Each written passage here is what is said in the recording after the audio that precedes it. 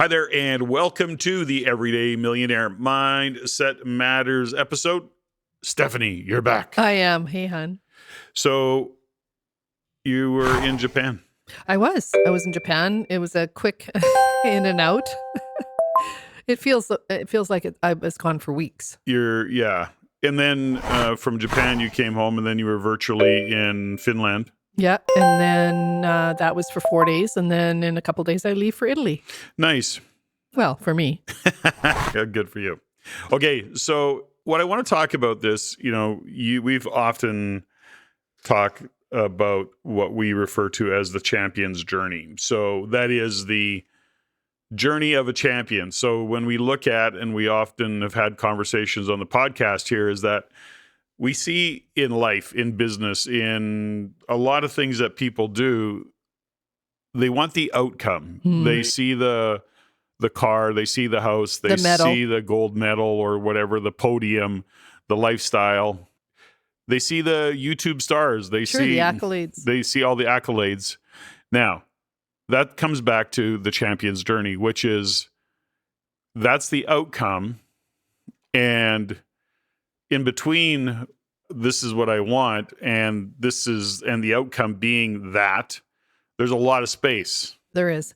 And that's what we call the champion's journey. And within that is a lot of ups and downs, barriers, BS. There's, the paradox. I call the champion's paradox. The journey itself is truly what the magic is all about. The outcome, if it happens the way that you want it, is amazing. There's always going to be an outcome, regardless. Well, isn't that the truth? So there's a quote that really resonated for me, and it's funny, as long as I played in this space, I had not heard it before, which is reasons come before results. Now, immediately, whoa, say that again. Reasons come before results. True. Now, that goes back to, what's your why? And, people translate it into that. So it could be that, and it was just another way of saying that I think for me resonated differently. So when you think about wanting something, whether it's an experience, whether it's an outcome, whether it's a car, a Lamborghini, maybe it's a mansion, maybe it's wealth, maybe it's, pure health, whatever it is, there is a journey to get there. And I think that the instant gratification crowd has really put a damper on that particular concept. And the journey is, they always say, it's not about the outcome, it's about the journey. And, as kitschy as that sounds, it's actually true. Well, it is true. And, it isn't something that we've observed, and I think everybody's observed it to some degree, which is, given what's going on with TikTok and social media, it seems like everybody's already living the great life, and so when we go back and we kind of look at our own journey, and because of just how we're set up and, where we've come to in life, we often have seen with even the people that we're surrounded by sometimes where we have to they're young. And yeah, we have to slow down for a second. They aspire. They go, well, I want that now, and there's a reality that, we took a long time. We're probably slow studies, but at the end of the day, it's like the journey of the everyday millionaire. When I do that podcast, when I talk to these individuals, these seemingly ordinary who have achieved extraordinary, and we talk about the journey, because it's not overnight anything. You have to be able to get through the grind. Now, this goes back to reasons come before results. So we know that if it's only about the money, that dies really quickly, because it could be about the money, but it's got to be about what the money will do for you. As an example, than the money. It's got to be bigger than the money. It can be about the gold medal, but it's got to even be bigger than the gold medal. So this is kind of where I wanted to go on the champion's journey, because you were in Japan, you're virtually in Finland, you're off to Italy. The question then becomes, you're working with athletes that take years, multiple years, from even, because they grow up in the sport. Decades, right? So then they get to this, they have this opportunity, they now go through this qualifying process, because I think in Japan it was a Grand Prix of some sort, correct? Yep, it was a Grand Prix that's leading them towards the Grand Prix final. Yes. And then eventually that all adds up to saying, yes, you qualify to go to the Olympics and give your give it your best shot. Yeah. Well, you simplify it in that regard, and it does when you drill it down and see it maybe on social media, or you see it in just 4-year chunks, because we're all addicted, every 4 years, to whether it's the summer or winter Olympic Games, is that we don't realize what goes into that. Well, this is what I want to talk about, because we use that as a metaphor or an analogy, whatever. I don't ever know what the right term is.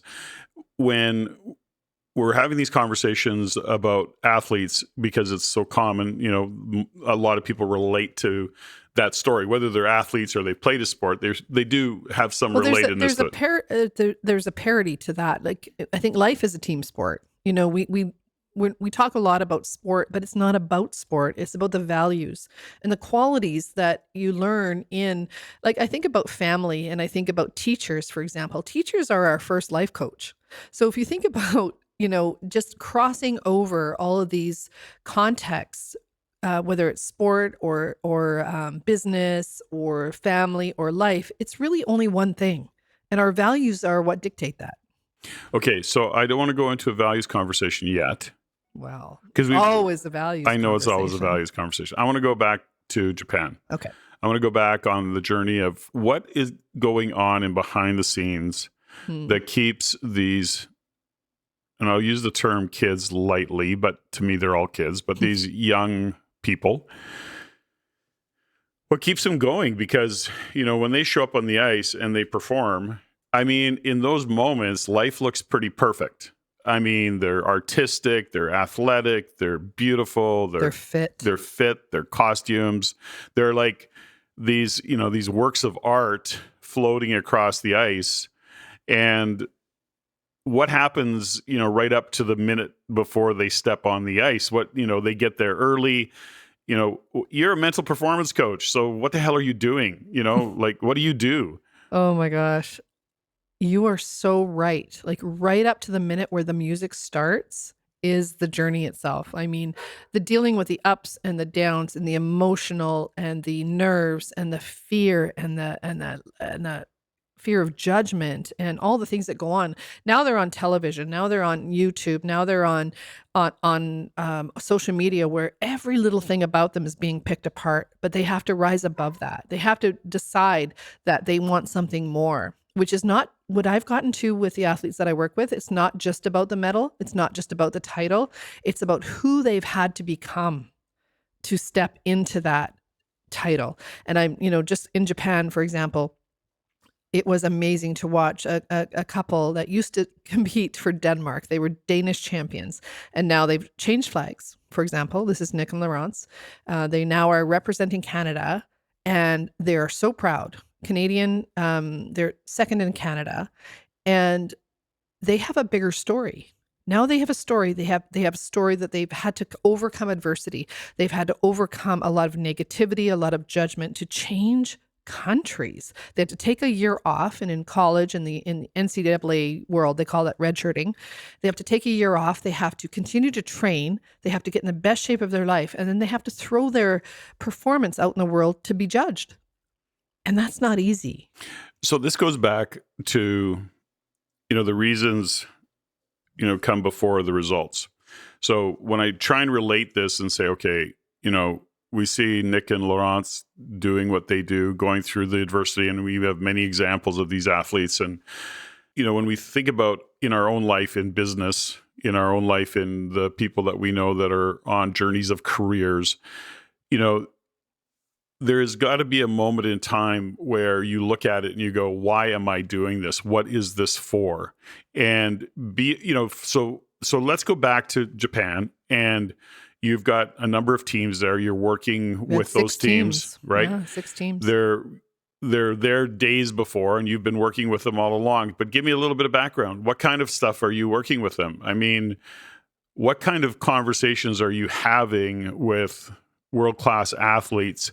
Because I can't help but think that in day-to-day life, it applies for anybody. This isn't just a story about athletes. This is like, okay, what are you doing? For if you're listening to this, you're listening to us, and we're talking about these athletes and the podium and the gold medal, but at the end of the day, what's your gold medal? What is your reason, and what results are you looking for? And so I'm curious as to what kind of obstacle or what kind of conversations, what kind of things are these kids dealing with that they would sacrifice. I don't want to call it It's sacrifice. I don't not know, a it's just not the sacrifice. word. It's still a choice. Okay, great. So perfect. So that they would choose to do that because at the end of the day, they don't know that they're going to get the gold medal. They don't know that they're going to podium. There's not big money at the end of the day. I mean, they For amateur sports? for amateur sports, Not at all. right? So give me a little bit of insight into that, but also what kind of conversations are you having with them? Wow. Big question. It's a very vulnerable question because every couple, every skater, every athlete I work with is a unique human being. Everybody's different. They have their own journey. They have their own stuff that's going on. They've got their own distractions. They've got their own dramas. So think about, somebody that's listening right now, like what is in your way of getting what you want? So start there. So when I work with an athlete, I go, okay, so what is it that you want? Well, I want to win. Okay, got it. So do you want a podium? Do you want to have a personal best? Do you want to have a season's best? What do you want to have as an outcome? And then we'll focus on that. We throw that into the future. And then what I do is I work them backwards to what's going on right now. In the win is what's important now. You can only win in this moment. So let's say, for example, they're in the warm-up and something comes up, or they get a text that, an aunt gets diagnosed with cancer, or their dog passed away, or their cat got run over. So we have to deal with everyday real things. Like these are real human beings that are having a journey that says they want to still be on the podium and make their prize money and win their competition. But life still happens. And when my job is to keep them grounded in what's real, connect to the future, connect to what their outcome is. Yes. Connect to their why. Why the heck are they even there when they know it's excruciatingly painful? It's expensive. There's things that are going to go against them. It's a judge sport. There's politics. But it has to become about the love of the sport, the love of what it is that they're doing, and then the connection to their why. Because when you think about the outcome, it's always about what the journey was to get to the outcome. Yes, some of it's going to end up with a medal. Some of it's not. And then when we have to deal with the what's not, then you have to go deep and look personally as to what's in the way. And when I look at the champion's journey and we relate it to sport, and then we bring it back to even you and I, we're on our own champion's journey. We have an outcome. We have goals. We have things that we want in our lives. But the truth is, shit is always going to happen. Something's always going to happen on the way to the Olympic Games. I'm just so tired of shit happening. I know, right? But can we draw inspiration from athletes? Can we draw inspiration from these people that are committed to being in the best shape of their lives, to throwing themselves out there, to be judged? They want something more. And when they want something more, just like I want something more, the last couple of years, the last 2.5 years hasn't dampened my desire to have an amazing life, to live my best life. Okay, so that's perfect segue. Thank you for that, because I wrote this quote down. I don't even know whose it is. It was just a random quote. There was no, I'm going to say author unknown. I'd love to take credit for it, but I can't, and I can't give credit because I don't know where whose it is. There was nothing there. Anyways, the quote is this: "Not being willing to let go of a life we like is why we don't have a life we love." Oh my God, right? How powerful is that? Say that again. Okay, not being willing to let go of a life we like is why we don't have a life we love. Oh, that's so funny. So one of the lines I use with my athletes is that when they're really striving to be mediocre, striving to be average, like, okay. And that's what really the breakthrough for a lot of the teams this year is that, what, we can be average, we can be normal, we can strive to be mediocre, we can have the problems and complain, and we can do all the things and find excuses, or we can find the grace and the peace and rise above that and find something that we love. But that also opens our heart, and it also makes us vulnerable to judgment. It makes us vulnerable to failure. on a whole other level. And I think that's what is in the way sometimes for people to go from mediocre or average to excellent. Well, I think it says it right here. We talk about it in different ways all the time. You know, the lack of willingness to change, because if you change, it means you're letting go of something. A decision is actually letting go of what you know. So as soon as we let go, as soon as we make that decision, and your athletes, for example, and even what you just said a minute ago about creating a life that we love, it's because we have always been, probably to a fault, be willing to let go of a life we like to go to the next level, which is always looking for the next layer of life that we will love. And we love life all of the time, but it's an interesting dynamic. And so these kids are willing to do that, because when you think about the work that you're doing, which is when you're competing at that level, world class, Olympic class, professional, it's split seconds. I mean, it's split seconds. And there's all sorts of things that get in the way of split seconds. So I'll just share quickly.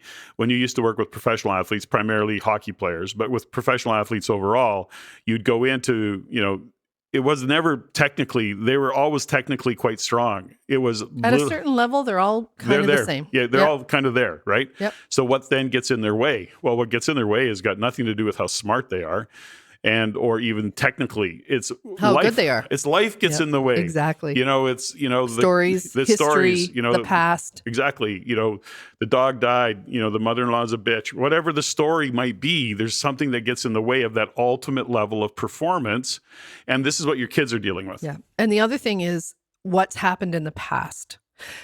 Because where they're getting their feedback is from, well, last time when I was at Worlds or last time at Olympics, I was fourth and I had a mistake, or my partner made a mistake, and they actually connect to that. So one of the things that I'm really working on with all the athletes I work with, and even my clients in business, is that in order to be successful, we have to be committed to our path, not our past. Mm-hmm. Because our path is forward and it's unknown. But most people are committed to their past because they can prove. And in the stories in their mind, they can go back and say, yeah, I did this, this, and this is the result. But that's the past. And it's not true anymore. Okay, so I get that. This is going off on a whole different tangent than I thought we were going to go on, but that's fine. I just had a conversation with somebody today, a friend of mine, who was talking about dealing with trauma.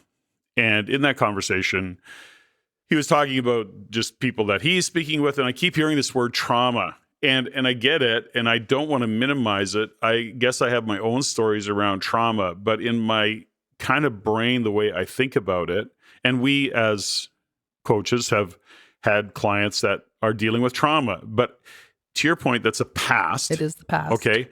It's not that it didn't happen. But what's interesting about what he said is I'm observing the trauma I had. Observing. He's observing. So in other words, he wasn't connected to it. Good one. He wasn't letting it get in his way, but he was noticing where it was biting him in the ass, where it showed up. And because he's evolved enough and gone on and done enough work in his life to just go, no, this is just history. Yeah. This is history showing up for me. So he's not buying into the trauma. Now, that's way different than many people who actually stay in the trauma. They stay stuck in it, and it almost becomes it's a blanket. It's familiarity. Yeah, that's what I know. Okay. That's what I know. And so, okay, so I don't want to go down that path because it's way too deep. And it's not that it's not. Well, we're pretty deep. But it's not that it's not relevant. But I want to go back to your kids, because when you think about what people are trying to achieve in their life, what's your podium? Right. I mean, how many times have we asked an audience that question? What's your podium? Yeah. What's your medal? And whether that be a career choice, an achievement in your business, a goal what is your podium? We're trying to take people and elevate them to what's next and not keep them in their averageness. Right. So this goes back, are you willing to let go of a life you like to have a life you love, which means that there's going to be the transition between liking and loving. There's going to be that proverbial trapeze artist that has to let go of the bar To grab the next one. Can you to imagine? grab the next bar, so you're not Stretched out. between the two. You're going to have to let go. And so this is where I get to, I guess, is that when you're working with your athletes, they're on their journey, they're on their champion's journey. We look at that and we say, everybody's got their champion's journey. So you're looking at it and you're tweaking and you're having conversations with them to keep them present in the moment because life is happening. Yes. Now, are you pumping their tires? Are you, are you giving all sorts of platitudes and, going, Not really. you're amazing? And what are you doing? Well, one of my lines that I use, and part of what I've learned over the years, is that I cannot give compliments. I can only speak the truth. So if I'm saying something and about a performance or what's going on and it's positive, it's because it's what the truth is. I have a really hard time because compliments can sound like platitudes, and judges and fans and everybody that pumps the athletes' tires are always going to have their favorite. So they got enough of that. They got to come back to what's real. They got to come back to what's real and what is. So I always say that my business is their isness. So they have to get to what is for them, and also know that there's a ton of shit that's going on in life that they can fold in. They don't have to deny it, push it down, ignore it in order to perform to their best. We can fold it in. So we say, okay, what's the distraction right now? What's going on with your family? What's going on in your business? What's going on between you as a couple? Okay, let's identify it. Let's focus on it. And then we'll let it go. Because if we deny what's going on, then it becomes a huge energy leak, or it becomes a boulder that sits on them. My goal with the athletes that I work with is that they deal with everything and they deal with the what is and the what isness. And actually, that's one of the reasons we called the Ice Academy Montreal, I am, right? I am. So who are you today? Like, you're not the same person as you were last year at Olympics or 4 years ago at Olympics. You're who you are today, with all the gifts, all the pain, all the trauma, all the joy, everything that's going on. So how do we fold that in and make sure that we're acknowledging that, so that that connection and that commitment to the performance can be truly authentic? So this comes back to, for me anyways, is that you're getting them and keeping them grounded, back to, I say it a little bit lightly tongue in cheek about pumping their tires, but there is a place for that. It's interesting that somebody looks you in the eye and goes, "You got this." Yeah. Even if you know that there is a definite psychological impact that has. Now, that aside, one of the things that I've recognized with, like I say, because we talk about the everyday millionaires that I interview, and then just the people that I know, some very successful business guys. And what I really notice about them is their ability to be present in a conversation, in a meeting, regardless of what's going on. Exactly. So they can, like literally, 30 seconds before they get on a call or before they step into a meeting or whatever, I mean, shit could be hitting the fan, but when they're there, it's like, I'm here. But that's the brilliance of training too, right? Like, it is training, but it's so important. Consistent training and trusting the training, and understanding that when you're present and you have a commitment and you understand your outcome and you know what it is that you want, it is difficult. It's not difficult to actually put the trauma or whatever's going on aside. That's a compartmentalizing that I find is so powerful. So when you think about the people that we've talked about in business that have, shit's hitting the fan all over the place, but they can still go present. I mean, I've had that experience, right? On stage, you. Mm-hmm. I remember when my grandma died, I had to get on a plane and go to Toronto and speak in front of 700 RAIN members. I didn't know if I was going to be able to do it. I was like a crying mess, but my why was bigger. I knew that I needed to make an impact for those people, and my grandma at that moment, and I knew that I could connect to her wanting me to kick butt. So I actually drew on that. So when I'm working with my athletes, we draw on what's real, positive, negative, painful, positive. We draw on what's real to help them present and perform in that moment. So there's a fundamental, going back to all of that, right? Being present. It is so nuanced. Back to business people that I've met and overachievers, if you will. They'll show up and you literally will not know what they have going on at all. And you may find out by chance at another conversation. Then there's those guys that come in and you go, how you doing? And they go, just shit hitting the fan, but I'm good. Right. And then there's those that come in and have, 10-minute story before they get settled in because and they're get into the clearing. conversation, right? Yeah, They're yeah. clearing it.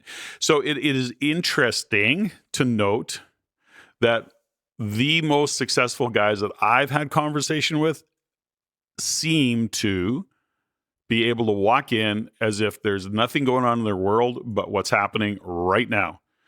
So That's the truth. there's no story, there's no anything. They don't bring it in with them. They're here, they're present. That's it. Let's get to work. And that's the same with the athletes. And I mean, a good, like you say, a good example was Japan. Is that we had I had a team that was not expected to win, but they stayed present. They were super professional. It's not that anybody else wasn't, but they just were not willing to bring in the past. They were not willing to bring in anything else other than what was going on right here, right now. And they won the competition, and they should not have won because the favorites were still brilliant. But there was something about this team that allowed them to win because they were not attached to anything in the past, anything outside of what was going on. They were fully present right here, right now. It was brilliant. Well, it's such an important lesson for, I think, anybody. It's not that trauma didn't exist. It's not that you didn't have a shitty day. It's not that something didn't go south. It's that the mental fortitude, if you will, that AQ, that EQ, the emotional quotient, the ability to be present and go, whatever happened this morning, last year, 25 years ago, doesn't take away from what I am right now. And what I want. Right? What I want to achieve right now in this moment. And you think about it, if we don't value ourselves enough to know that we deserve or that we have earned what we want, then it's easier to go back to the past. It's easier to go back and have an excuse and a reason why I didn't win. But what I've really learned and what my commitment is to the athletes that I work with is that all of that can be brought forward and you can still win. You can still win. It doesn't matter what the trauma is in your past, what happened in your childhood, what happened last week. If you want your result or you want your outcome more than you want your excuse, then that's the journey. Okay, so I want to move on to one more thing before we sign off here, only because I think it's an important conversation about it's not so much about being present, it's about this instant gratification world that we live in, because you're to the point where we started this is think about, the most successful athletes, those with the most successful careers, those with the most successful businesses, they grind it out. They were on the journey, and maybe they didn't love the journey, And but they may not even known they were on the journey. they may not even have known it. But the point is that reasons always come before results, and they always had a very powerful reason to get out of bed in the morning and go do what they do. They were always inspired to do that. And if they weren't inspired to do it, they had still a place to connect to the reason. The reason I bring up the whole instant gratification crowd is because if you look at what's going on in TikTok or Instagram or Facebook or whatever freaking platform is out there these days moments in time. I'm far too old to even know them all. The point is this. It's like everybody got the Lambo yesterday. You're a 33-year-old and you now own a fleet of Lambos and Ferraris and McLarens. It really is. If you look at it, you would think that that's reality when it's not. Those are blips in moments in time. And how much time can you waste and spend chasing that? Or comparing yourself. And really be setting yourself up. So I wanted to take that moment because there was along the conversation was understanding that did the concept behind a marshmallow test go away? I love the marshmallow test. Okay, so marshmallow test. Go ahead, you explain it. Well, you know what? We don't even know if it's true. Well, no, it's true. We It's just true. don't. Listen, everything gets debunked at I some know, point. right? But Fact checker.